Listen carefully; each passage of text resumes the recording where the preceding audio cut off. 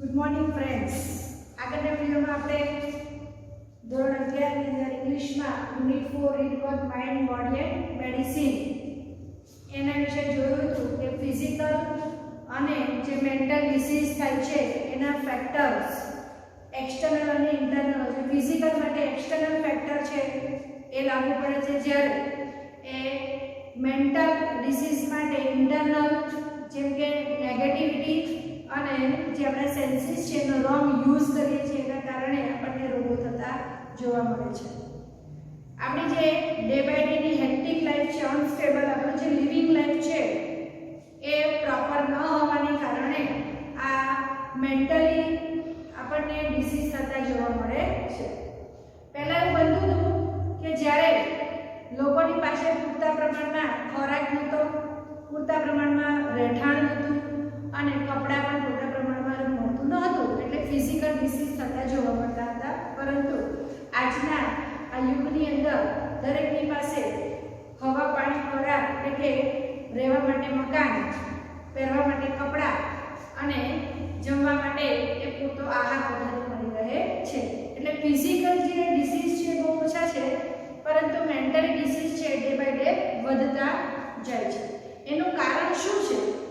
કારણ કે physical facilities તો આપણે બધી પ્રોવાઈડ થઈ જ રહી છે. there is little to nourish the soul. જે નરિશ એટલે પોષણ કરવું, જે આપણો આત્મા છે, soul એટલે આત્માને આપણે ખૂબ જ ઓછી સંભાળ લઈએ છીએ. જેટલી સંભાળ આપણે શરીરની લઈએ છીએ ને એટલી સંભાળ આપણે આત્માની લેતા નથી. આપણે વેકઅપ કરીએ તો 24 અવર્સ દરમિયાન આપણે આત્મા માટે શું કરીએ છીએ? નથિંગ.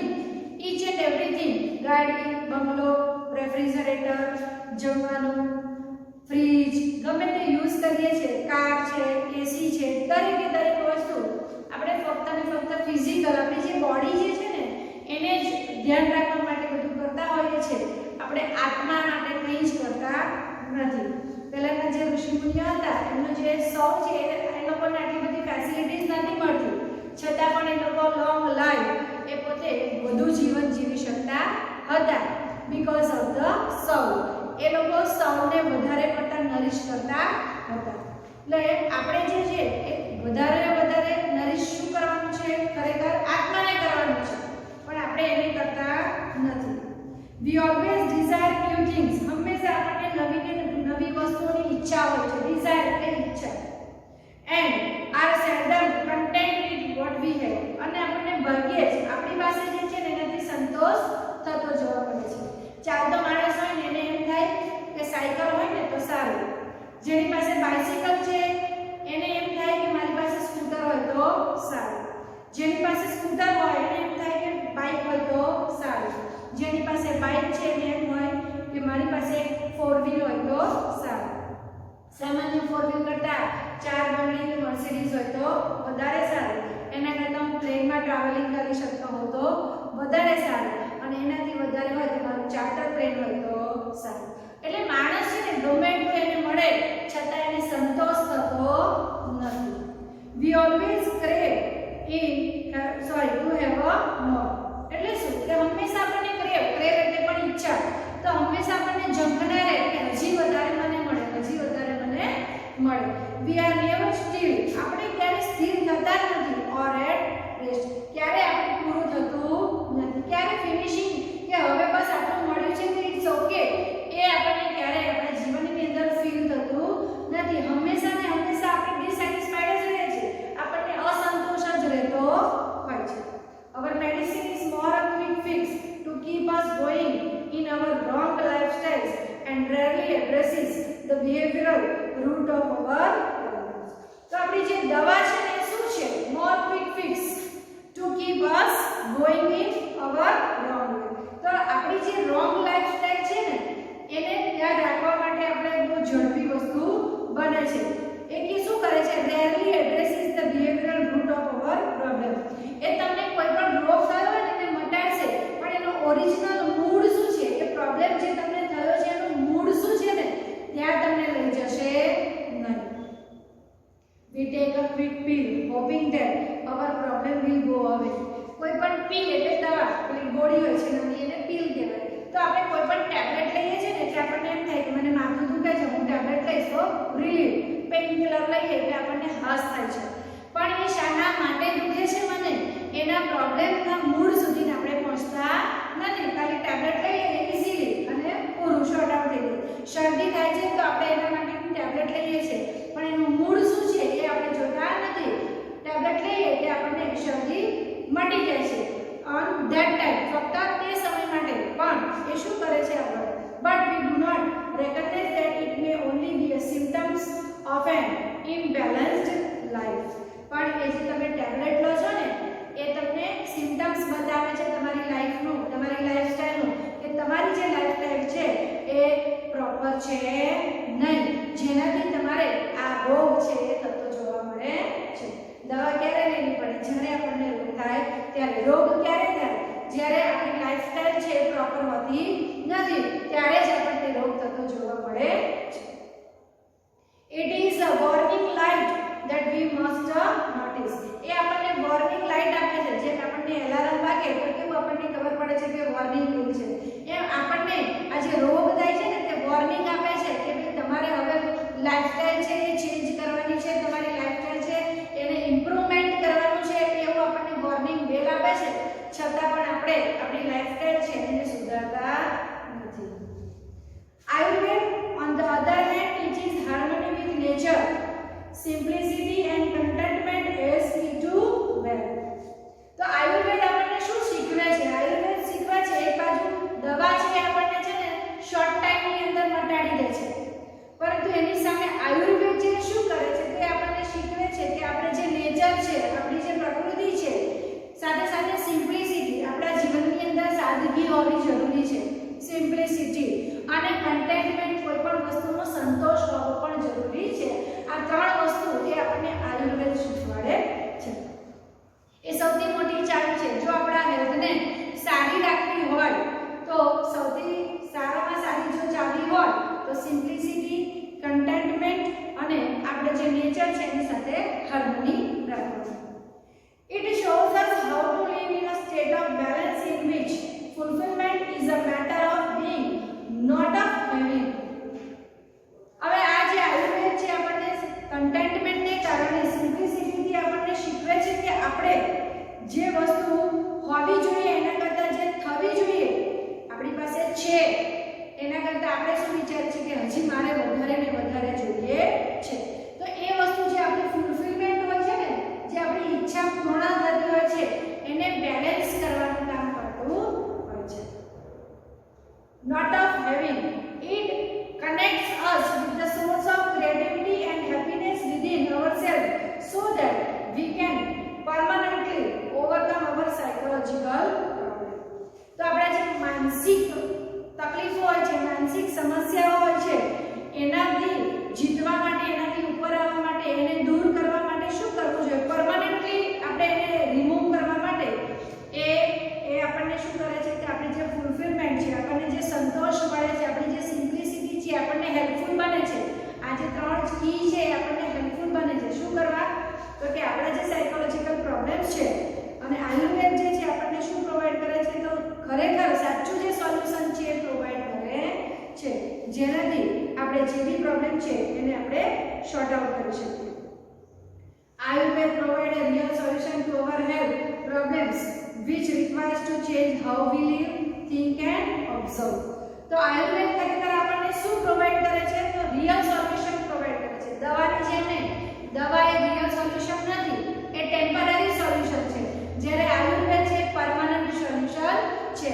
આયુર્વેદ આપણને શું શીખવે છે, તો આપણે ખરેખર શું વિચારવું જોઈએ, સૌથી પહેલો વી લીવ એટલે કે કેવી રીતે જીવવું જોઈએ, બીજું થિંક આપણે કેવા વિચારો હોવા જોઈએ, અને ત્રીજું ઓબ્ઝર્વ આપણે બીજાને કેવી રીતે નિહાળવા જોઈએ. તો થિંક પોઝિટિવ વિશે આપણે આગળ શીખ્યા કે આપણે હંમેશા પોઝિટિવ વિચારવું જોઈએ. આપણી જે લાઈફસ્ટાઈલ છે એની અંદર સિમ્પ્લિસિટી હોવી જોઈએ, આપણી લાઈફની અંદર કન્ટેન્ટમેન્ટ હોવું જોઈએ. તો આ જ બધી વસ્તુ છે આયુર્વેદ આપણને શીખવે છે. આગળ જોઈએ લેવલ્સ ઓફ આયુર્વેદિક હીલિંગ. તો આયુર્વેદના મત પ્રમાણે એ કેટલાક લેવલ છે કે જેનાથી આપણી જે હેલ્થ છે એની સારવાર સારી રીતે થઈ શકે છે. તો Ayurveda recognizes four primary level of healing.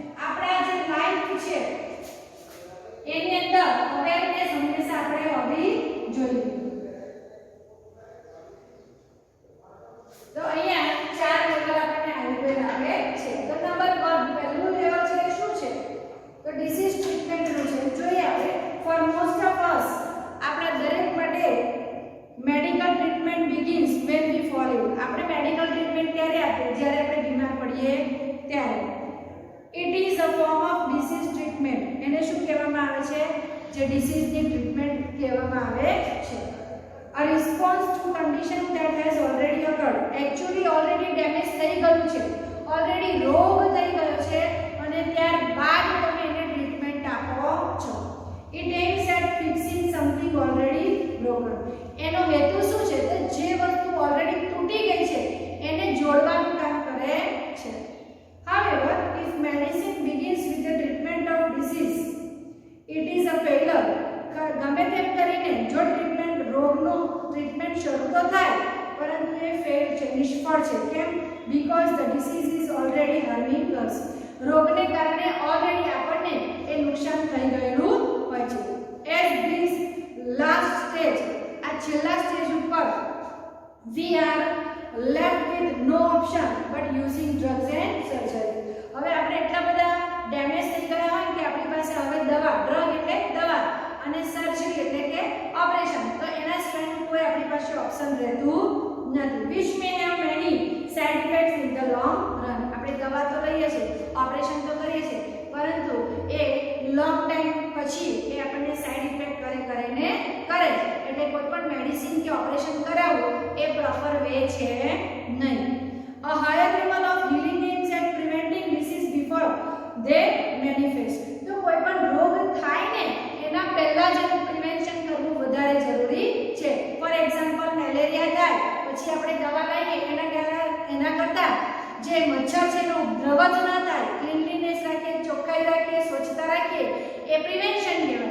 તો બેટર ધેન ક્યોર. તો prevention is better than cure આપણે કહીએ છીએ પણ એ આપણા જીવનની અંદર એ ફોલો કરતા નથી.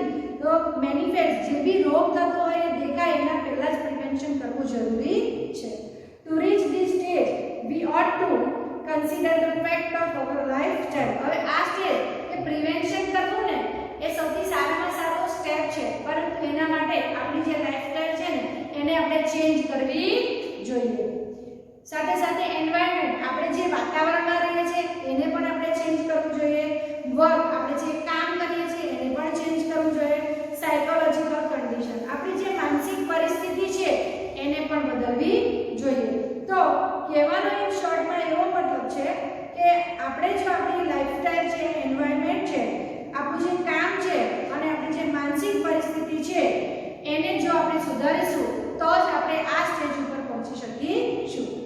નેક્સ્ટમાં we must eliminate the wrong factors in our daily life that make us helpless to disease. તો આપણે જે ડિસીઝ છે કે જેના માટે આપણે હેલ્પલેસ છે એના માટે આપણે કંઈ જ ન કરી શકીએ તો એવા માટે શું કરીશું? તો રોંગ ફેક્ટર્સ છે આપણે લાઈફસ્ટાઈલના, જે આપણે સવારે જોયા હતા રોંગ ફેક્ટર્સ કયા હતા કે રોંગ ડાયટ કરીએ છીએ, નેગેટિવિટી થિંકિંગ કરીએ છીએ, રોંગ યુઝ ઓફ સેન્સીસનો કરીએ છીએ. તો આ દરેક વસ્તુ છે એ લાઈફસ્ટાઈલની અંદર આપણે દૂર કરવી જોઈએ. એલિમિનેટ એટલે રિમૂવ કરવી જોઈએ. ટુ સમ એક્સટેન્ટ, અમુક હદ સુધી આપણે કહી શકીએ કે we are always sick because our life itself is unstable. જ્યાં સુધી આપણી લાઈફ અનસ્ટેબલ છે એનો મતલબ એમ કે આપણે બીમાર છીએ. જો આપણે બીમાર નથી તો આપણી લાઈફસ્ટાઈલ કેવી હશે? એકદમ સ્ટ્રેટ ફોરવર્ડ, સ્ટેબલ હશે. There are always some disease attacking us, particularly in changes of seasons or the aging process. તો કેટલાક ડિસીઝ છે ને એ આપણને અટેક કરે છે. ક્યારે કરે છે? તો particularly in changes of seasons or the aging process. જ્યારે અમુક આપણી ઉંમર થાય છે, અમુક સીઝન ચેન્જ થાય છે ત્યારે અમુક રોગ આપણને થતા જોવા મળે છે. એ વસ્તુ અલગ છે. તો health is a matter of continual adjustment. Health એક એવી વસ્તુ છે કે કન્ટિન્યુઅસ આપણને એડજસ્ટમેન્ટ એ જરૂરી છે. Like navigating the ship upon the sea. જેમ કે દરિયાની અંદર કોઈ વહાણ જતું હોય અને એની દિશા છે એ મોમેન્ટે ચેક કરવી પડતી હોય એમ આપણે પણ આપણી લાઈફસ્ટાઈલ એ મોમેન્ટ બાય મોમેન્ટ અવેરનેસ રહેવું જોઈએ કે હું રોંગ લાઈફસ્ટાઈલમાં રોંગ જે યુઝ છે હું કરતી તો નથી ને. Our health is an ongoing concern. આપણી હેલ્થ જે છે ને એ કન્ટિન્યુઅસ, ongoing એટલે કન્ટિન્યુઅસ, એના માટે ચિંતિત રહેવા જેવું છે. અવેરનેસ જરૂરી છે. The third level of the treatment is the life enhancement therapy. ત્રીજી જે લેવલ છે એ લાઈફનું જે આયુષ્ય વધારવાનું ને એના માટેની થેરાપી છે. which aims at the improving our vitality helping us to live longer, જેના કારણે આપણી જે જીવન જે છે એને લાંબુ કરવા માટે મુખ્ય મહત્વ ધરાવે છે. It does not nearly prevent disease, એ ખરેખર જે ડિસીઝ છે એ પ્રિવેન્ટ કરતું નથી, but shows us how to increase our positive energy. રોગ છે એને દૂર નથી કરતું, પરંતુ આપણી પોઝિટિવ એનર્જી કેવી રીતે વધે છે એ આપણને દર્શાવે છે. Ayurveda aims at creating health. આયુર્વેદનો હેતુ શું છે? એમ્સ એટલે હેતુ. તો આયુર્વેદનો હેતુ શું છે? Creating health. આપણું જે હેલ્થ છે એને ક્રિએટ કરવાનું છે. અવોઇડિંગ ડિસીઝ, જે ડિસીઝ છે, રોગ છે એને ટાળવાનું છે. And helping us live longer, અને લાંબુ જીવન જીવવામાં મદદ કરવાનો એ આયુર્વેદનો હેતુ છે. તો આયુર્વેદના 3 હેતુ કયા કયા છે? નંબર 1 હેલ્થને ક્રિએટ કરવાનું છે, રોગ એટલે કે ડિસીઝને અવોઇડ કરવાનું છે, અને ત્રીજી વસ્તુ છે લાઈવ લોંગર જીવવા માટે હેલ્પ કરવાનો છે. The fourth level of the Ayurveda healing is awareness development. તો આપણી અંદર જે જાગૃતતા છે એને ડેવલપ કરવાની છે. This requires a spiritual approach to life. આના માટે ખાસ જરૂરી વસ્તુ છે કે આપણે સ્પિરિચ્યુઆલિટીની અંદર બિલીવ કરવું જોઈએ. તો સ્પિરિચ્યુઆલિટી મીન્સ આધ્યાત્મિકતા આપણા જીવનમાં હોવી જરૂરી છે. To be healthy is important. Healthy બનવું એ બહુ મહત્વની વસ્તુ છે, but health is not an end in itself. એ ખાલી હેલ્થ જ છે એ એનો અંત છે નહીં. It is not enough merely to prolong our lives and have better energy to do the things we want. જરૂરી નથી આપણે જે જોઈએ છીએ એ દરેક વસ્તુ આપણને એ મળી જાય એવું યોગ્ય છે નહીં, જરૂરી છે નહીં. We ought to consider what we are using our energy for and why. તો આપણે જે બી એનર્જી છે એ કેવી રીતે યુઝ કરીએ છીએ અને શા માટે ઉપયોગ કરીએ છીએ એ કન્સિડર એ ધ્યાનમાં લેવું જરૂરી છે. The quality of our awareness is the real fruit of all that we do. તો કોઈ પણ ક્રિયા આપણે કરીએ છીએ તો એનું જે મેઇન ફ્રૂટ છે, જેનું ફળ છે, એનું પરિણામ છે શું છે? તો આપણી જાગૃતતા. કોઈ પણ વસ્તુ આપણને એની અંદર જાગૃતતા રાખીશું, કોઈ પણ ક્રિયાની અંદર જો જાગૃતતા રાખીશું તો 100% એનું જે પરિણામ આવશે કેવું આવશે? સક્સેસ જ આવશે, સફળ જ રહેશે. It is our ultimate expression, the essence of who we really are. તો ખરેખર લાસ્ટ આપણે કહીએ ને અલ્ટિમેટ, અંતિમ આપણું જે કન્ક્લુઝન નિર્ણય કરીએ આપણે તો શું છે? તો એસેન્સ એટલે કે જરૂરી છે કે આપણે શું છીએ, આપણે કોણ છીએ ને એ ખરેખર આપણને ખબર હોવી જોઈએ. Our awareness is the only thing we can take with us until we die. તો આપણે મૃત્યુ પામીએ ત્યાં સુધી આપણાની અંદર જાગૃતતા હોવી જરૂરી છે. It continues to grow even when the body and mind decline. તો જ્યાં સુધી આપણું બોડી અને માઇન્ડ ના કે ડિક્લાઇન એટલે ના પડે, ના કે ત્યાં સુધી આપણો જે વિકાસ છે એ કન્ટિન્યુઅસ રહેતો હોય છે. Thus it is our greatest aid in the aging process. આજ આપણે જે એજિંગ પ્રોસેસ છે એટલે કે મોટા થવાની વધવાની જે પ્રોસેસ છે એનો સૌથી મોટામાં મોટો એ એમ છે. This is the ultimate goal of Ayurveda. અને આયુર્વેદનો આ જ એક ગોલ છે, અંતિમ ગોલ છે. અલ્ટિમેટ નો મતલબ અંતિમ. Which aims at releasing us from all sorrow and suffering. તો એનો ગોલ શું છે? તો આપણને જે દુઃખ થાય છે, આપણને જે પીડા થાય છે એનાથી દૂર કરવાનું, પીડા અને દુઃખને દૂર કરવાનો એનો અંતિમ ગોલ છે. True awareness is the ultimate cure for all psychological disorders. તો ખરેખર જે સાચી જાગૃતતા છે એ જ અંતિમ એ માનસિક ડિસઓર્ડર એટલે કે રોગ છે એનું પરિણામ છે. But to understand it we must first look into the mind and its function. તો એના માટે સૌથી પહેલા આપણે કોને સમજવું પડશે? તો first look into the mind and its function. આપણું જે મન છે એને અને એનું જે કાર્ય છે એને આપણે સમજવું પડશે. We had better start from where we are. તો આપણે જ્યાં છીએ ને ત્યાંથી, કહેવત છે ને જાગ્યા ત્યાંથી સવાર, જ્યાં છીએ ત્યાંથી આપણે નવી શરૂઆત કરીશું. In this direction our journey proceed. તો આ ડિરેક્શનમાં આપણી જે જર્ની છે, આપણી મુસાફરી છે એને આપણે શરૂ કરવાની છે. તો જીવનની અંદર એ ફિઝિકલ જે ફેસિલિટીઝ છે તો આપણે બહુ મેળવી છે, પણ એની સાથે સાથે આપણે જે સૌલ જે છે, જે મહત્વનો ભાગ ભજવે છે આપણા જીવનની અંદર, તો સૌલને આપણે નરીશ કરવો એટલો જ જરૂરી